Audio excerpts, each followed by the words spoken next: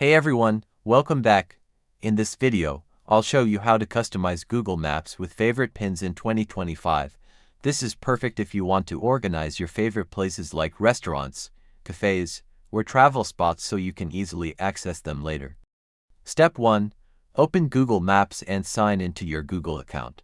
This will make sure your saved places stay synced across your devices. Step 2. Find a location you want to save by searching for it in the search bar. Once it appears on the map, click on the red marker or the name of the place. Step 3. In the Place Details panel, click the Save button. You'll see options like Favorites, Want to Go, or Starred Places. Choose Favorites to pin it as one of your custom favorite spots. Step 4. If you want to create your own custom list, click New List and give it a name. Name it something like Best Coffee Spots or Travel 2025. You can also add a short description to remember why you saved it. Step 5. To view all your pinned favorites, click on the menu icon at the top left, select your places, and then click the Save tab to see all your lists.